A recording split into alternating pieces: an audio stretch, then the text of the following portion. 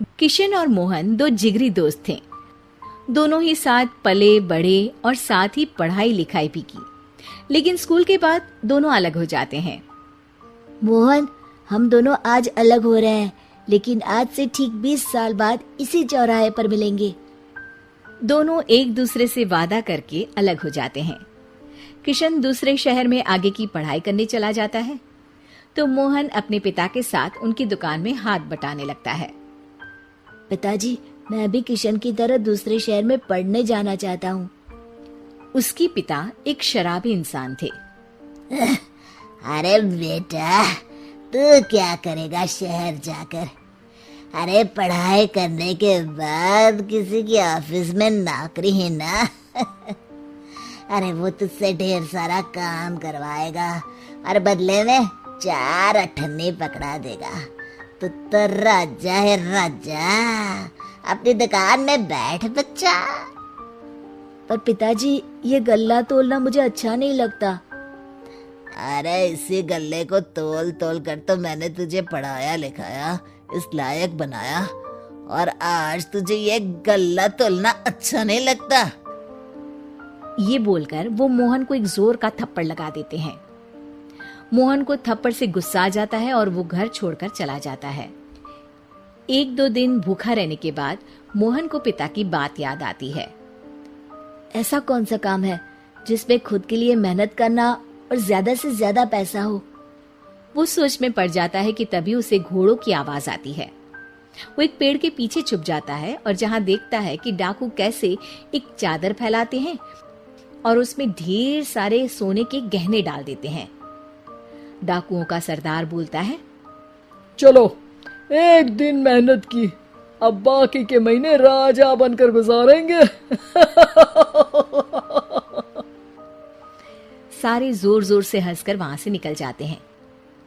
अरे वाह, ये तो सच में बड़ा ही अच्छा बिजनेस है।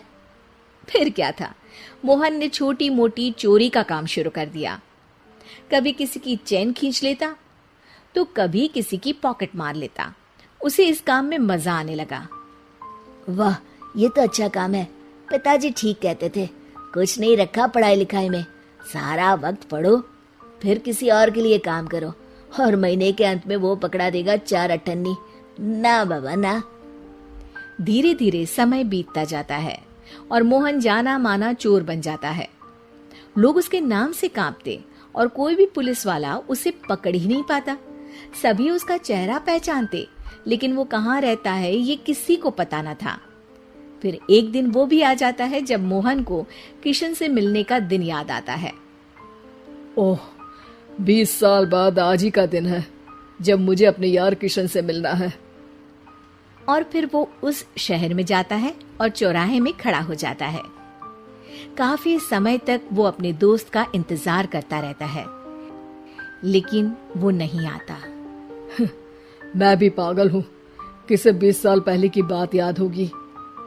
कुछ देर इंतजार करने के बाद वो वहां से जाने लगता है कि तभी सामने 2 पुलिस वाले आ जाते हैं और उसे गिरफ्तार कर लेते हैं। मोहन को आश्चर्य होता है कि उन लोगों को मोहन का पता कैसे चला। अब सुनो, तुम लोगों ने अब मुझे पकड़ ही लिया है, तो क्या मैं जान सकता हूँ कि तुम लोगों को ये कैसे पता चला कि मैं यहाँ आने वाला हूँ? उसमें से एक पुलिस वाला मोहन को एक लेटर देता है।